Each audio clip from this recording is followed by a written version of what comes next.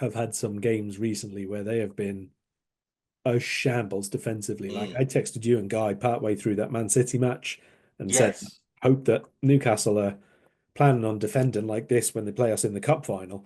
Um, I don't know. As good as they were going forward, they've been that bad in defense themselves as well. They're a very changeable side in terms of performance levels half to half, but also they seem to be able to get good runs of results going at the minute. And I don't know how much I'm really going to attribute that to Newcastle and how much is the rest of the league seems to be wildly inconsistent this year.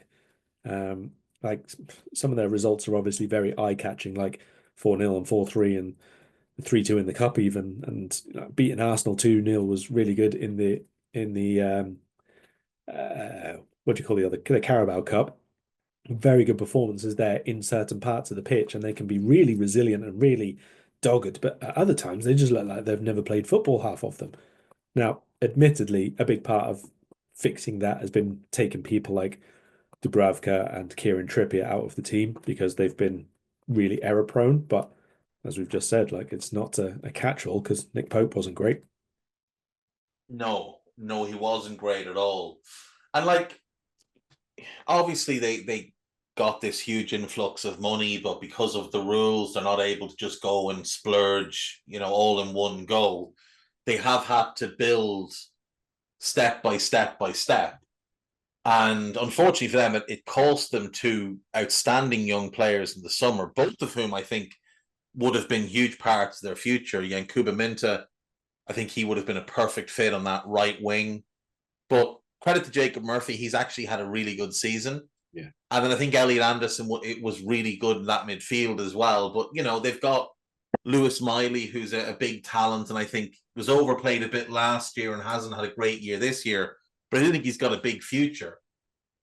Um, you look at their team, I think long term, if they can keep them, Livermento at right back, Hall at left back, Botman in the middle, you're one defender short of what could be a very good defense for a long time. You obviously need a goalkeeper. The midfield, Tonali's had a really good season. Guimaraes has had a pretty good season. And Joelinton, while he's a very limited footballer, and he's injured at the moment, obviously, he's not going to make this game, he does sort of give them the right balance of physicality and talent, and he fits with them. And then the attack, you've got Isak, he's outstanding. He's one of the best players in the league. You've got Gordon, who had a good year last year, not so much this year. You need at least one starter in attack. Like they're only a few bits away from having quite a formidable 11. I think 3 signings: keeper, right side centre back, right winger, and you'd be looking at an 11 and thinking that's pretty formidable. And there'd be some decent enough depth as well. You'd want to add to it, but they'd have the makings of something. I don't know what the ceiling is with Eddie Howe. Like he's obviously got them top 4 before. I don't see Eddie Howe as the manager who's going to win things at Newcastle. But he's having a good season. He's likely to get them Champions League again this year. They're not Dave, going to move on from him. So Dave, yeah, I don't want to hear you have any talking about Eddie Howe not being the manager to win trophies with them when they're playing Liverpool in the cup final a couple of weeks from now. shush now. We're going to beat them in that final. But that's not. But like the Saudis haven't invested money to win the Carabao Cup. No, no. I'm talking. I'm talking the big trophies, the league and the Champions League. So that's what all of this is about. Yeah. And I don't see him. I don't see. I could see him winning a couple of cups. Like I could definitely see him winning a Carabao Cup. They could do the cup double this year. They're still in the FA Cup, and as you said, they have to be one of the favourites to win it. But I don't know. I think that might be his kind of ceiling with them. But for now, like they are a formidable outfit, and we do have to respect them. And going into this game, they'll have no Joelinton, so the midfield does take a step back. And then Botman is a doubt. He's still kind of recovering from that ACL tear that he had, where he tore it and then they kept him playing on it for months because it was only a partial tear. And then all of a sudden it snapped and he was out for the better part of a year. He's obviously still working back from that. without him, the defense looks ropey. Dan Burn is fine, but he's not really a centre back, or well, he is, but he played left back for most of his career. Schär seems to have taken a step back this year. I think we're starting to see the decline there.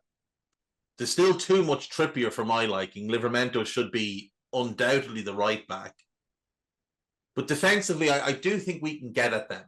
I think that's for right now, even though their future looks good in defense, I do think right now it is the one big gaping weakness for them. Yeah, I think that's fair.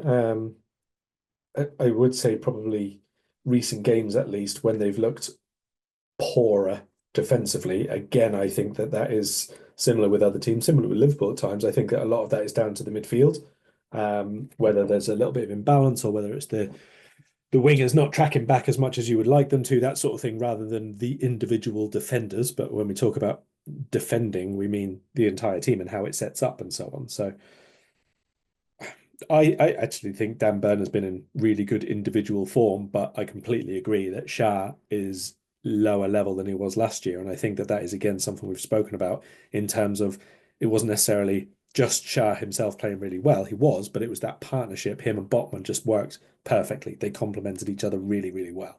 And I just don't think that there's obviously quite the same what do you want to say, cohesion, the same understanding maybe between Schär and Burn and the way that they cover each other. It's normal, like some certain pairs work better than others. So they definitely are a little level down there on where they were last year.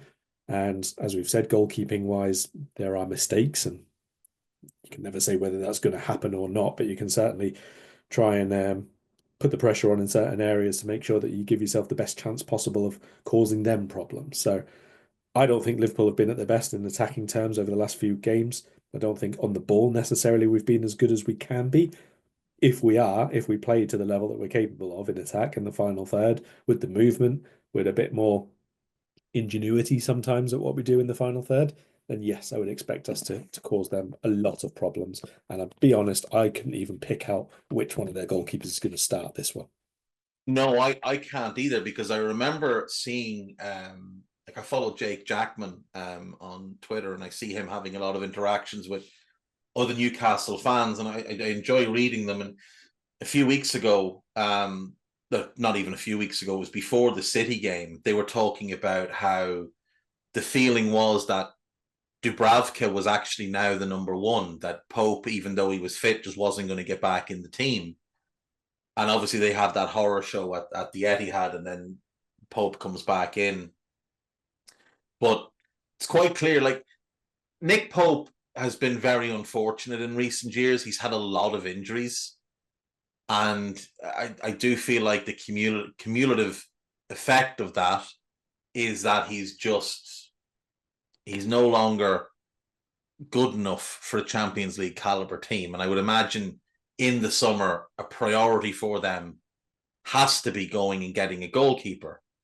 And I just happen to know a goalkeeper from Cork who's going to be available this summer at a very reasonable price, about 35 million.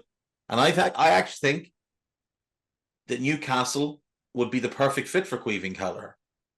Whether he's the perfect goalkeeper for them, I'm still not sure. You know, I think he's still kind of inconsistent. But I could see that being a move that potentially happens. The new Shay Given. Yeah. There's a good track record of Irish goalkeepers up at the Toon. It's a big club, great fan base. And I think Caoimhín, I don't think he's going to be overly enthused about the idea of Wolves, for example. You know, I think he'll have bigger ambitions. And I think Newcastle is a club where he can fulfill a lot of those ambitions, playing in the Champions League on a regular basis, playing at the top end of the Premier League. I know he's been linked to Chelsea as well. I think that club can be very, very toxic, and I just wouldn't like that for Caoimhín. But if they offer the most money, then, it is what it is. I just think Newcastle's a nicer move for him. It's a move I'd feel better about. Not that means anything, but you know what I mean. We played them in December, Karl, and it ended 3-3. we did not play well. We went 1-0 down to Isak. Curtis Jones equalised.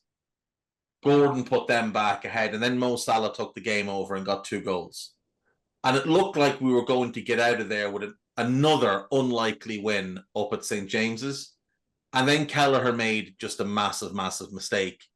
And Fabian Schär scored, and to his credit, scored from a very, very tight angle.